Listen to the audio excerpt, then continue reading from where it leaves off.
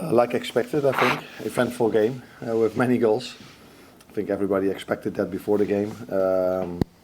For two reasons, maybe. One of the reasons, I think two managers always want to press high, want to bring the ball out from the back. So sometimes you see then certain mistakes, but it's always eventful. And for the other reason, because both teams, maybe mainly ours, was not playing in the setup that we usually do. So then you see in some moments that we defend in a way what probably is not expected if we play with all of our starters.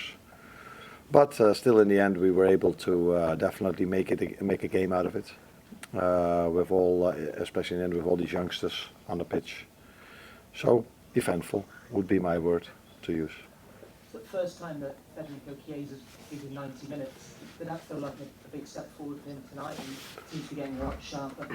Yeah, and he got a knock with the penalty, so that took him a few minutes before he kept going again. But I think it's been 7, 8 or 9 months ago, maybe even longer. I don't know exactly. He played 90.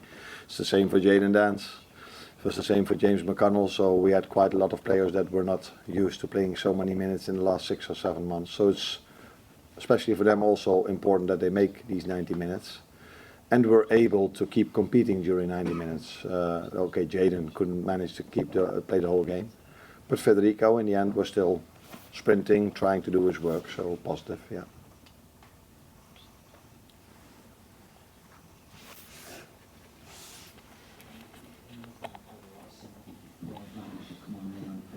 What could you say to him to lift the spirits? Because it's so cruel, really, what happens to him. Amar. No. Yeah, it's cruel, but he's never played first team football yet. And then to make your debut at the Champions League level is probably the hardest way of making a debut. And yeah, I think he misinterpreted the situation. Yeah, that is immediately a problem at this level or a Premier League level.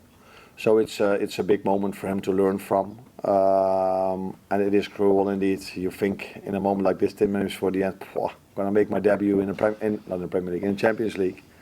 And a few minutes later you go off with a red card. That is always difficult. But yeah, a career mainly is not always positive. There are also negatives, and he has to fight very hard to make sure he will ever play a second Champions League game again, which is not going to be easy, but hopefully he will.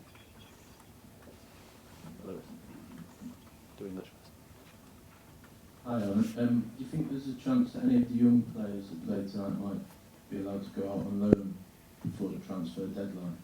There's always a chance in life. And at the moment we have most of our players fit, so we will have this discussion tomorrow, I think, me and Richard, about these players, but there's definitely one of them that will not go on loan, and I think you know which one I mean. James McConnell. I wouldn't say definitely, but I liked him a lot today, so maybe now the end result of today would be good for him to go somewhere and play. But he was also a player that hasn't played in the last 6 or 7 months 90 minutes because he was injured for a while, and he impressed me a lot today.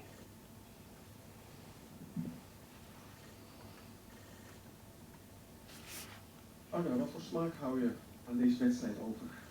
Arne, what taste does this result leave in your mouth? Well, in the beginning we lost. This is not the reason why we came here for, so it's a deception. It's all about winning or losing. Well, at the end it didn't have any effects on the table or the competition, or what it meant for the next draw. So yes, of course, it was a deception. I saw some good things. I also saw some goals conceded that I would like to see better. But I'm sure that it's the other way around too. That when PSV gave away that goal, I'm sure that they weren't happy about it.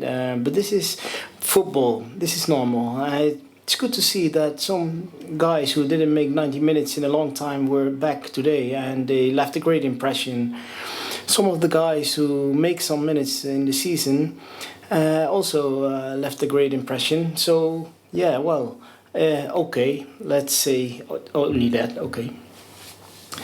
Did you calculate or did you think about this, that you would expected this? No, I'm not going away with a bad feeling, but I do think it's a shame that we lost. I saw some positive things when the game is finished. I always say that we are looking into the next game. I've done this all my career as a head coach. Maybe this was the first and maybe the only exception in my career that I was looking a bit more towards the next game, like Bournemouth is coming up, and there's all the focus on from now on. What have you been talking about with Peter Bos? Because you both caused a lot of a spectacle and a great game. Now we just spoke about the draw that they could face or not get. As I understood well, and if he was right, then they might get Feyenoord, right? Or Juve, am I right? Well, how is this possible? It might be Juventus, who knows? Feyenoord lost 6-1, is that true? 2 injuries? Justin and Santi, oh.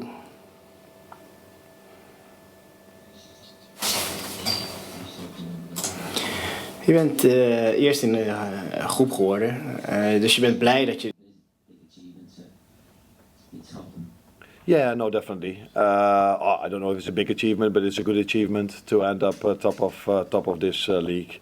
But I said many times, it's so hard to judge a league table after 8 games, let alone if all the teams play different opponents. So it doesn't tell me much, to be honest, because some teams have faced easier opponents than others. So, but it's always nice if there's a new format that you end up number 1. But it doesn't give us any assurances for the next round, because if I then now check the league table and I see the 4 teams, if I'm correct, we can face 4, can't we? That's the difference between PSV, which I don't completely understand. But we can face those 4, and those 4 are especially one of them is definitely the one you're hoping not to face if you end up first in a group like this. Ja, Arne, het is een beetje een gek voorbeeld inderdaad. Het komt door die tussenronde omdat je dan 15, 16, 17, 18 hebt. Een van die tegenstanders waar je toe, Paris, als je naar hun loting kijkt, krankzinnig. Alleen maar... If you look at the goals conceded and goals won in front, so let's say, are you a fan of this new Champions League format, or what can you tell me now?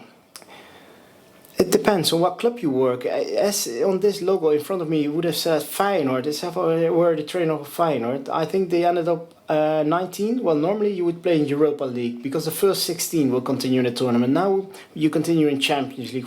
For many clubs, this is really great.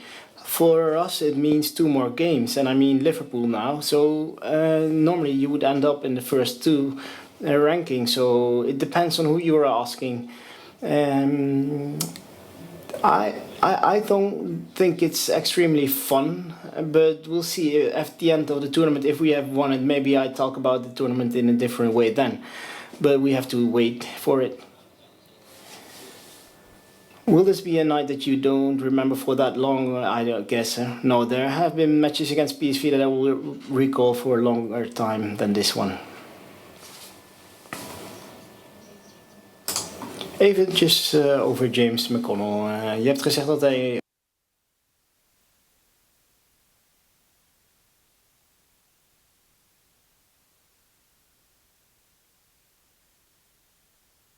We have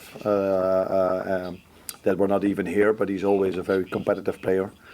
So I'm not surprised, but you always wonder how you're going to react on this stage at this level. We saw the same with Nallo, which is not a player that has the same impact in training session yet as James McConnell. But that James just plays and is competitive is not a surprise, but he definitely deserves credits for his performance today. Last one here at the front. No, the last one is always for Valentine. Okay. Yeah, Valentine is always. I've missed him a bit, so... Arne, 50% chances of PSV playing Feyenoord. You can always explain really well. Why? Should we be proud on Dutch football that this is going to happen, or what's your opinion? Sorry? Other games will be PSV playing Juventus or the other facing AC Milan? Well, PSV already played Juve, right? Is that? Yes, I know. Well, what do we hope for as a Dutch football? Well, by saying nothing that you know my answer. Or maybe not. Maybe one team in the 8. As a Dutch team, you don't want to compete with Kanaal switchen. Kanaal switchen.